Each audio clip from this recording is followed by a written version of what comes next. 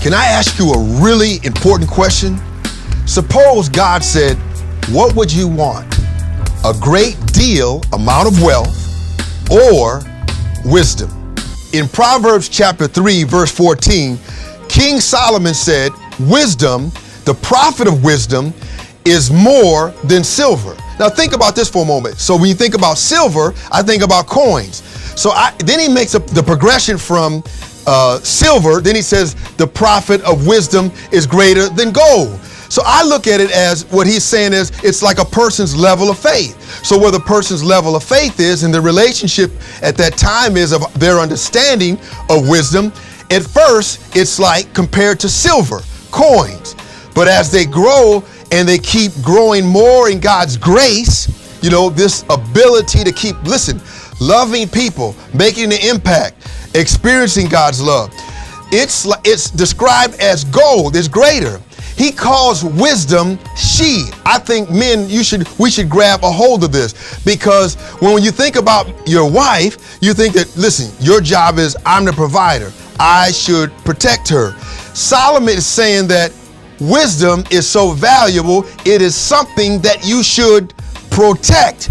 Protect it. So don't let your mind, don't let other people, don't let fear, don't let other things come in your life that will prevent you from not being able to continue to receive God's wisdom. He says that wisdom was more precious. I like those words. It was more precious than jewelry. You think about when people have jewelry, you know, when they take it off, they make sure that they put it away because this is precious. You know, handle it carefully, right? So it's saying that wisdom in the same way. Make sure that you guard your mind. Make sure that your lifestyle is set in the way that you're always receiving God's wisdom. It's because the person is doing what?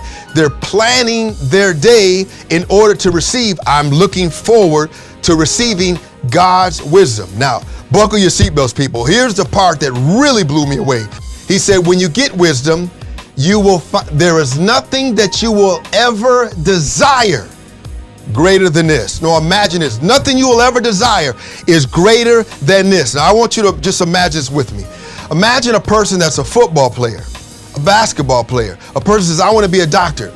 Let's go all the way back from elementary school. Since they've been in elementary school, imagine like a football player. Man, they're running, they're playing basketball, they're lifting weights. Man, then you get to middle school. Man, now you're in middle school and all the competition that's going on in middle school. Man, now it gets even more difficult. In high school, you're in high school, you're playing football, you got to juggle the homework, you got to do all of the other things. Man, now you make it to college. Oh, the competition in college. And then listen, you're desiring to do it and it's great. Then the person makes it to the NFL. Wow. You make it to the NFL. Imagine all of the work and the desire since elementary school.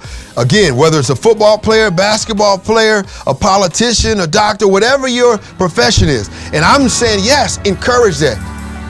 And Solomon is saying, even though you put all of that effort, he's saying there is nothing that you will desire more greater than wisdom. Basic instruction.